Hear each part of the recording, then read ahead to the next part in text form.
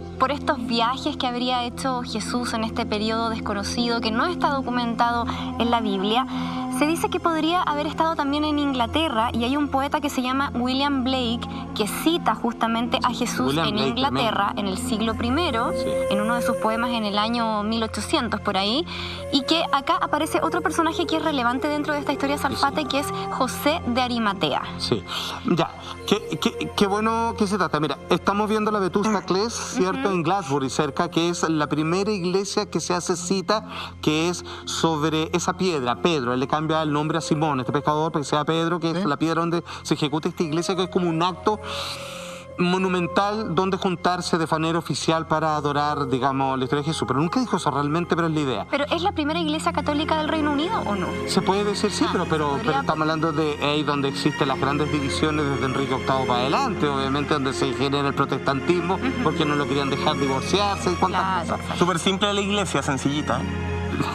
Sí, por eso es de poca creencia. Qué bueno que citaste a William Blake, que seguramente mi amigo cinéfilo debe reconocer por las citas que hay en Watchmen de Alan Moore. Sin duda. William Blake es un gran pintor y poeta, es un místico que él de cierta manera pudo entronizar el paisaje de Dios en el interior dentro de los hombres, y hizo muchos dibujos, digamos, que los que tienen suerte de ir tanto a Londres como a Nueva York pueden ver sus trabajos, eso es precioso.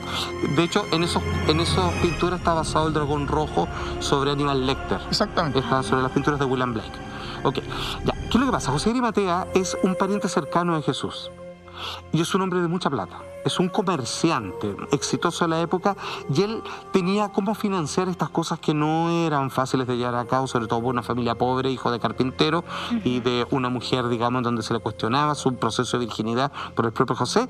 Finalmente, lo que hace es llevarlo, ¿cierto?, en una ruta que ya existía comercialmente hacia Inglaterra, hacia estas islas, y no por nada hay un cuidado cristiano desde las mismas cruzadas contra los franceses y más allá para llegar a Tierra Santa, de que Inglaterra haya sido una fortaleza hasta el día de hoy de poderío místico, económico, templario, para poder finalmente reconquistar todo el poder de Jesús, porque parece que en esto está basado la historia de esa isla donde buenos y malos han dominado el mundo desde siempre.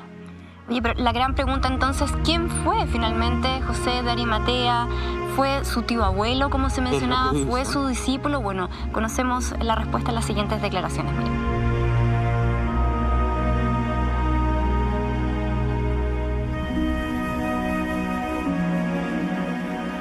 José de Arimatea aparece en los 4 evangelios en el contexto de la pasión y muerte de Jesús. Allí se nos dice que era un hombre rico y miembro del Sanedrín, que tenía un sepulcro nuevo cavado en la roca cerca del Gólgota en Jerusalén, que era discípulo de Jesús, pero que lo mantenía oculto por temor a las autoridades judías, y de él nos dice Lucas que esperaba el reino de Dios y que no había consentido en la condena de Jesús por parte del Sanedrín. Tras la crucifixión pide a Pilato el cuerpo de Jesús, descuelga al crucificado y lo envuelve en una sábana limpia con ayuda de Nicodemo, y al final lo deposita en el sepulcro de su propiedad. Hasta aquí los datos evangélicos. Sin embargo, a partir del siglo IV surgieron tradiciones legendarias de carácter fantástico en torno a su figura.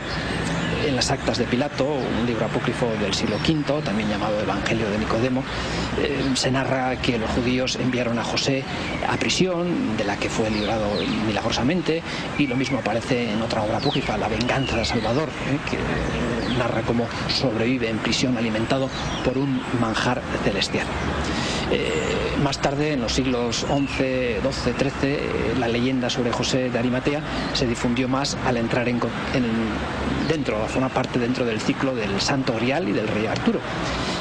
Y otras leyendas lo relacionan con la evangelización de Francia, España, Portugal e Inglaterra.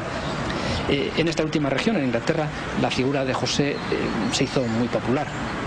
Aparece como el fundador de la primera iglesia en suelo británico, en Glastonbury Tor, donde mientras estaba dormido su báculo echó raíces y floreció. De hecho, Glastonbury Abbey se convirtió en un lugar importante de peregrinación hasta el siglo XVI. Y todas estas leyendas muestran la importancia que se daba a los primeros discípulos de Jesús. El surgir de estos relatos seguramente está vinculado con el deseo de algunas regiones, como Inglaterra o Francia, de mostrar que habían sido evangelizadas por discípulos de Jesús y no por misioneros enviados desde la capital de la cristiandad. Pero en cualquier caso no tienen que ver con la historia. Ahí están las declaraciones del padre Juan Chapa, que es profesor de teología en la Universidad de Navarra. De alguna forma da las dos visiones. Una que es el rol de la iglesia, de la Biblia. La pega, se agradece. Claro, de la Biblia, que dice en realidad él era un discípulo de Jesús, pero también por el otro lado dice era un tío abuelo. ¿No pueden ser lo mismo, Salfate? Absolutamente. Y sabes lo que tú planteas muy interesante, porque según algunos hay más parientes en los evangelios de Jesús de los que tú no estás dispuesto a reconocer.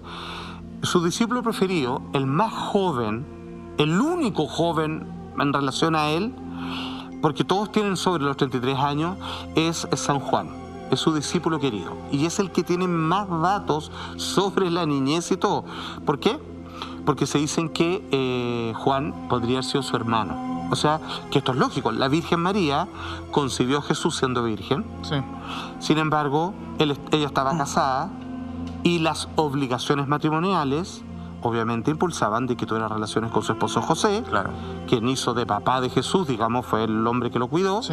y que le enseñó su oficio, y de ahí en adelante claramente tenían que tener una familia. Ellos no tenían prohibido, o sea, no era sagrado en el sentido de que no debe ser tocado de ahí en adelante por ningún hombre a la Virgen María.